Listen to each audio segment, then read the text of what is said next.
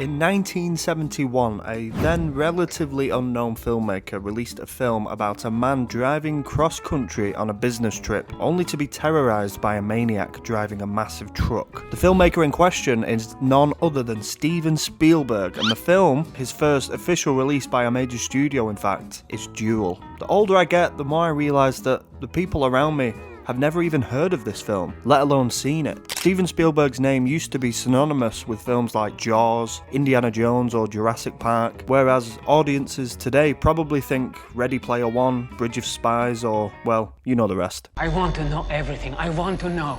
All of which I found to be painfully underwhelming, if I'm being honest. So it's no surprise that people haven't heard of Duel. I probably wouldn't have heard of this film either if it wasn't for my dad introducing me to this film when I was 12 years old. I had recently just watched Raiders of the Lost Ark for the first time, and I absolutely loved it. My mum thought I was a little bit too young to be watching a film like that, which, now that I'm a father myself, I would probably have to agree with. But he showed me more of Spielberg's filmography, and Duel is one that always stands out as being a real underrated gem. My God! If you're a fan of tight-paced thrillers or just want to go back to the beginning of one of cinema's most influential directors, I couldn't recommend Duel more.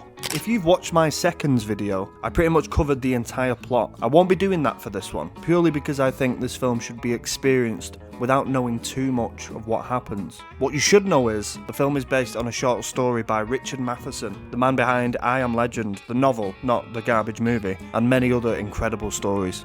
The surface of Duel is very, very simple. A middle-class American man is travelling across country for a business trip when his entire journey is thrown off course when an unseen man begins to chase him, terrorising him behind the wheel of his mammoth truck. What is so impressive about the film's end result is we really know nothing about the assailant. We never see his face, and we never really learn what his motives are for chasing him like he does. And for me, that's what is so terrifying about this film. The film's Spanish translation is The Devil on Wheels. And I think that sums up this film perfectly. The saying goes, it's better the devil you know than the devil you don't. What's scarier than a devil who you can't see or even predict? Duel features some really impressive and expressive cinematography, usually confined to the small space in the man's car, his wing mirrors being our main view into this poor guy's terror. The way we never see the driver of the truck, albeit for a fraction of a second, felt similar to the way we rarely see the shark in Jaws. Now, it's true that the latter was due to a malfunction with the animatronic shark, but nevertheless,